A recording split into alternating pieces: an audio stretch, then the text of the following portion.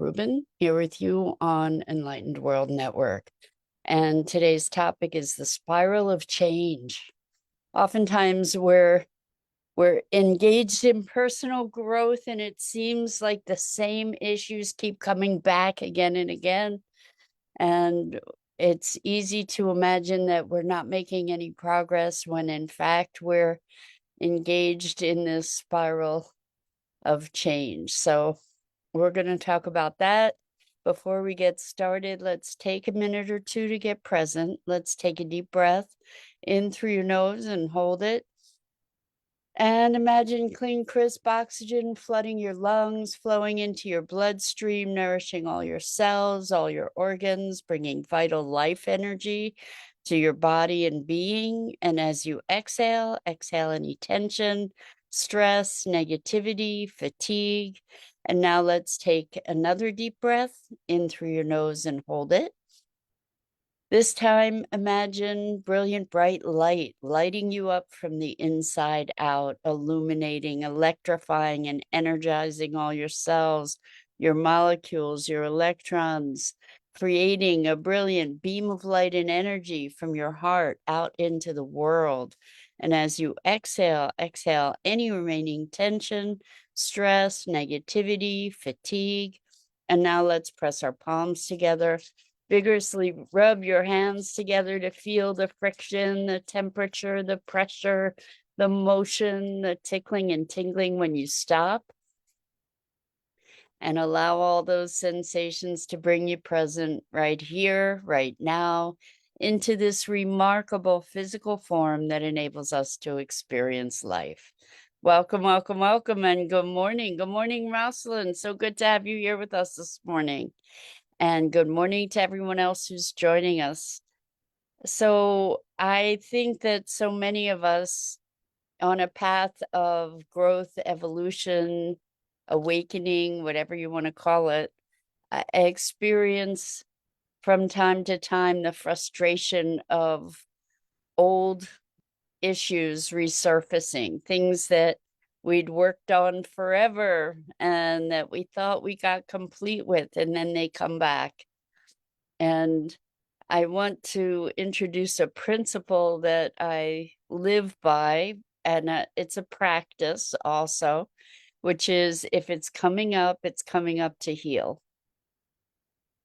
And it's not that our work has been in vain on certain issues, it's that our capacity to address them deepens and deepens over time.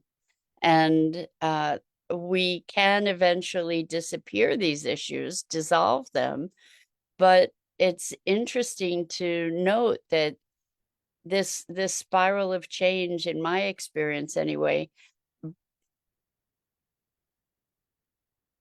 is a deepening of awareness, a deepening of the ability to address something and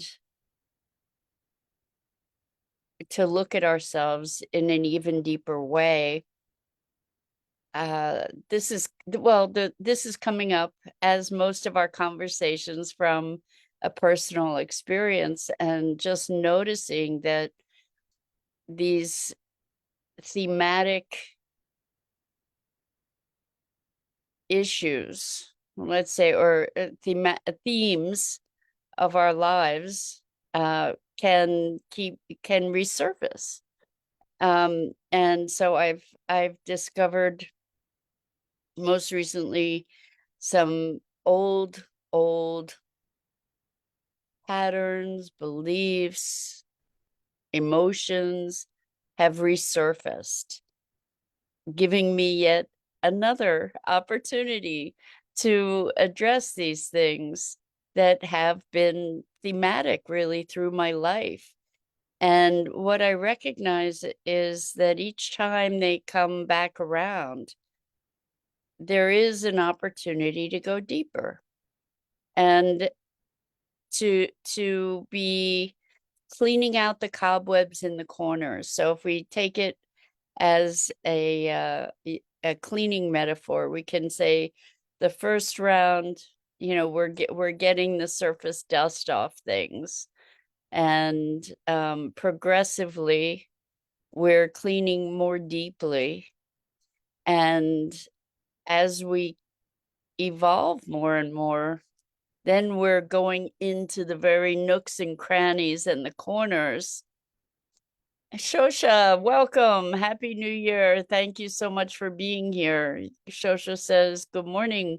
Want to thank you for all you say and wisdom you share. Thank you so much for that. I deeply appreciate that. Thank you. So this, I think when these issues show their faces again after years of working on this stuff. I mean, I've met with clients who just say, I'm so tired of working on this. I've worked on this forever and I just don't want to go back there. And I get it. I get it. And it's dimensions. As we evolve, we hopefully gain capacity and capability to be able to address dimensions of issues that we previously didn't address. And it's not that it gets necessarily less uncomfortable either, by the way.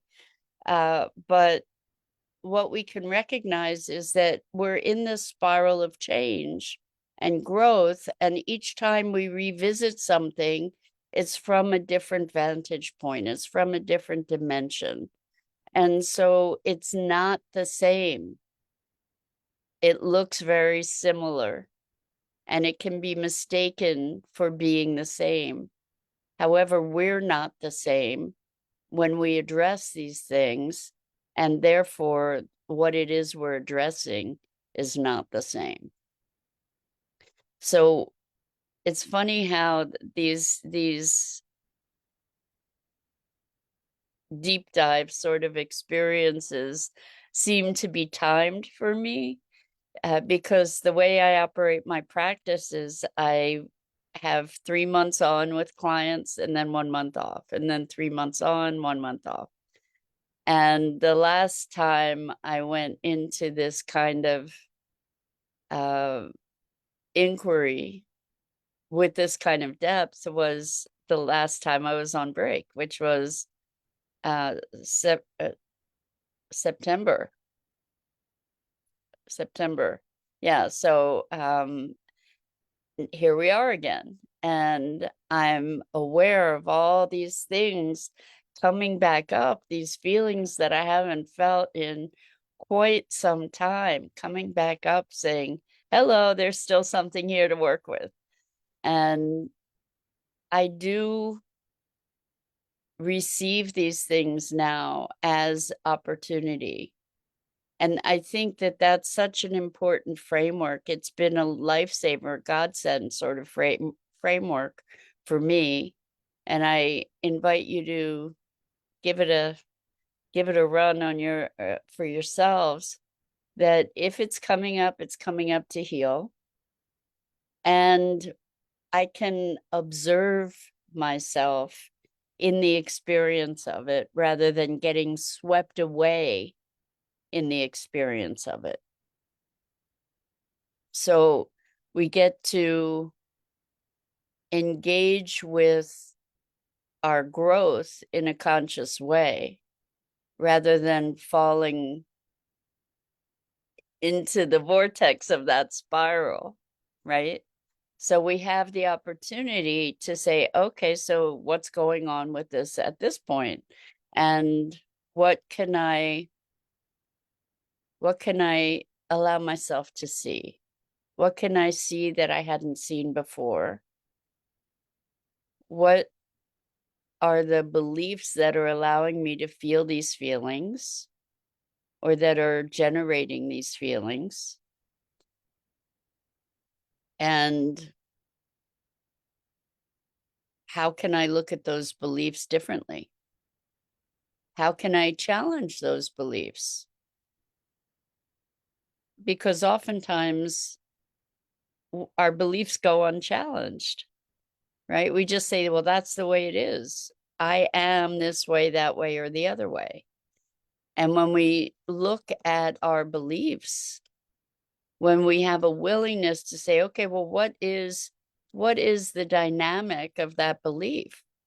And is it mine? Is it actually my belief? Like, do I actually believe that? Or is it a programmed system? Is it a remnant of something that I've inherited or adopted from elsewhere? Is it mine? And if it is, even if it is mine, do I still believe it? Do I really believe it? And what we believe we make real. So then we can say, do I choose to believe it? And what would it take for me to not believe it? To go start looking for different evidence, because we tend to validate the things that we believe. Good morning, Rukmini. Welcome. So good to have you joining us this morning. We're talking about the spiral of change and the power of belief. Belief, it's not truth. This is just really important to understand. Belief is belief. And what I mean by that is it's not truth. It's a context. It's a framework through which we engage with life. It is not immutable. We've all changed our beliefs over time as we have evolved and experienced more of life. Now, we may have incorporated beliefs that are not necessarily beneficial to us, and we get to, oh, Rukmini, I don't read futures, sorry. I talk about what it is to be human and the things that we encounter. So maybe you'll find some benefit in joining us for that. So when we can recognize, like, hold beliefs sort of as hypotheses rather than absolute truths, if we can hold our beliefs with open hand, we have a greater capacity then to engage with life in a dynamic way, to actually be able to grow, to open ourselves to learning and possibility, and to recognize that these beliefs, again, it always goes back to the narrative that we have, the stories that we tell ourselves about ourselves, each other, and the world. And those stories, the beliefs, change over time when we have additional experience and additional information. I want to go back to this notion of the spiral of change, because I can say that people, myself included in the past, people that I've worked with and that I know, often experience a tremendous frustration and sometimes even hopelessness when the same issues arise. But maybe these issues are our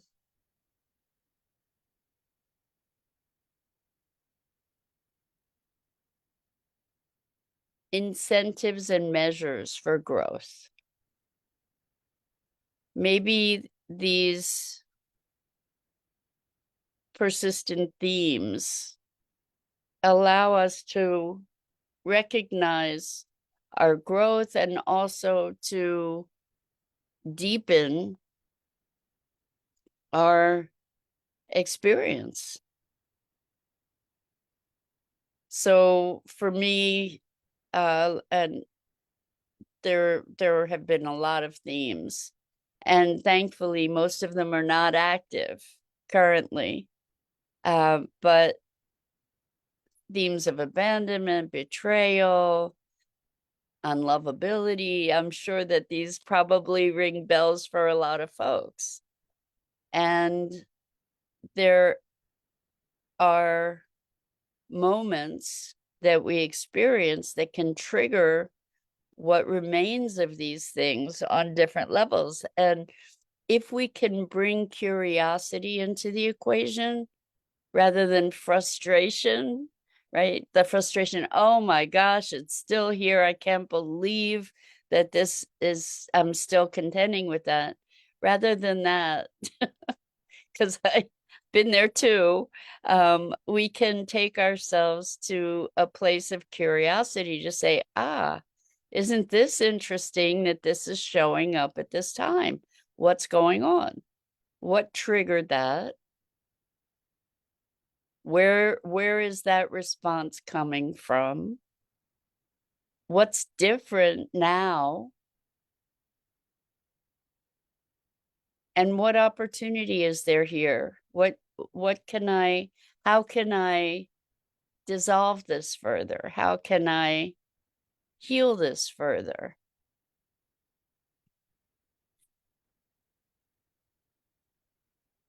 Life becomes much more interesting when we can bring curiosity to it. Less oppressive, more engaging, more filled with wonder when we can engage curiosity. So if we have these themes, ultimately what it's teaching, thank you, Shosha says themes, not facts. It's helpful to ease the navigation on the spiral of change. Exactly. It's not that I am unlovable, for example. And I know that a lot of us have that, even if we can't admit it, even if it's hard to admit that it's a theme and it doesn't need to define us. This is a really important thing, is we tend to take on beliefs and these themes as truths, like this I am in my beingness, in my expression in the world, who I am is unlovable. Well, if that's our experience, if we're experiencing ourselves as unlovable, then we're projecting that into the world in such a way that we will receive validation of that. When we take on those identities, we will receive validation because we're putting it out to the universe to say, okay, here's the invitation to treat me as unlovable, right? Because that's what I believe. And therefore, what happens is we sort out and dismiss anything that contradicts that unlovability. And what we perceive is anything that validates that belief. When we start getting curious and we stop identifying with these beliefs, when we can hold them in open hand, not as facts, as you say, but as themes, then we can provide ourselves an inroad. Then we can sort of extract ourselves from that dynamic, the dynamic of that identity. And we can say, oh, isn't that interesting? What if, first of all, what if that's not true? That's a good place to start. What if that's just something that I was conditioned to in whatever way?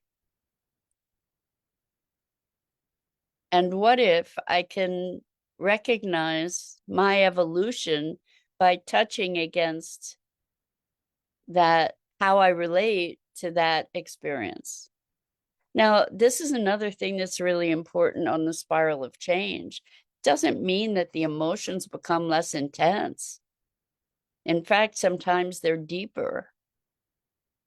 It's like the getting closer and closer to the initial wounding, and to allow those emotions, which is energy in motion.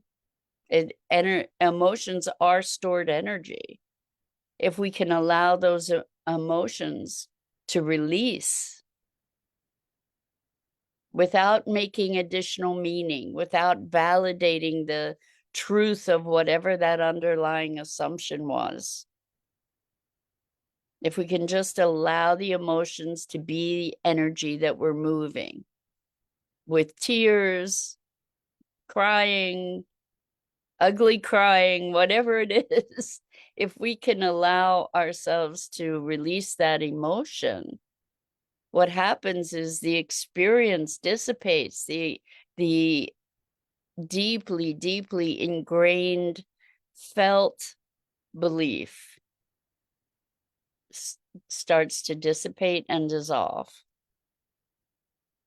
And that's why this spiral of change, it allows us to have, as we're evolving more, we have a greater resilience, a greater capacity, hopefully, to recognize and allow for the experience without getting sucked into the vortex of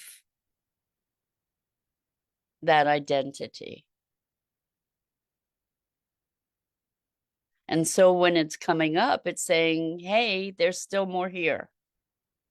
And you're up for it, or else it wouldn't show up. Doesn't mean it's not uncomfortable. It's uncomfortable. In September, oh my gosh, the stuff I went through in September for like a week and a half of intense discomfort, clearing a lot of this stuff.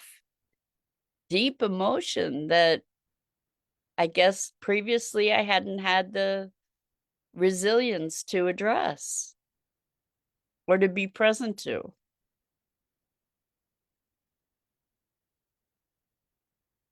So bringing curiosity to it, recognizing that it's a spiral of change. It's not the same thing. It may be the same theme, but it's not the same thing. And to be gracious with ourselves as we move through these evolutions. It's not a linear process. Usually it's not, okay, once and done, get to leave that behind forever. Sometimes that happens. And eventually that does happen. Eventually, we really truly do move beyond it. Or there is the capability for us, or the possibility that we actually can truly move beyond it. And in the process, it's a process. So allow for that process. And be gracious with yourself. Curiosity. Cultivate curiosity. So that's it for today. I'm Mira Rubin. This is the Core Connection, and I go live here each weekday morning at 9 a.m. Eastern on the Enlightened World Network Facebook page and YouTube channel. And I invite you to please like, follow, and share Enlightened World Network and me. The links are in the description. And as always, I'm tremendously grateful for the opportunity to share these musings with you about being human. And so until next time, so much love to you.